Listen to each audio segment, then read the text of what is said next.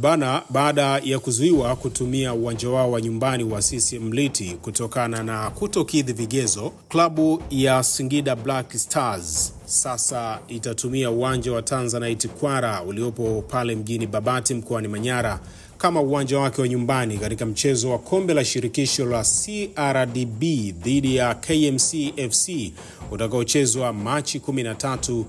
majira ya saa 10 jioni. Taarifa iliyotolewa jana Machi 10 na mkuu wa idara ya habari mawasiliano wa Singida Black Stars Hussein Masanza imebainisha kuwa klabu hiyo itatumia uwanja huo kutokana na kufungiwa kwa uwanja wa CCM Mliti ambao ulikuwa ukitumika kwa mechi za nyumbani za wakulima hao wa alizeti kutoka pale mjini Singida. Hivi karibuni shirikisho la mpira wa miguu Tanzania TFF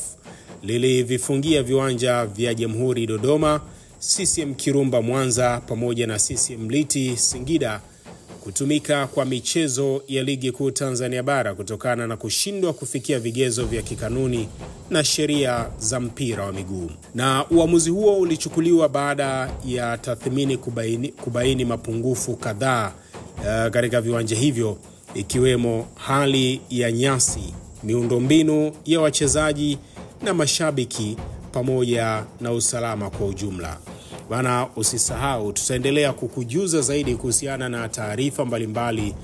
kuhusiana na swala hili la viwanja mbalimbali kufungiwa. Wakati huo tukiwa tumesikia kule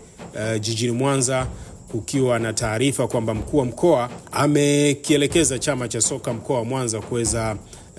kuiandikia barua TFF kuwaelezea ni kwa namna gani uwanja wao wa CCM Kirumba umefungiwa, kwa sababu wanaamini uwanja wao uko vizuri na hauna changamoto yote. Usisahau kusubscribe, kushare na kucomment YouTube channel yetu ya Red Pro Media kwa taarifa zaidi.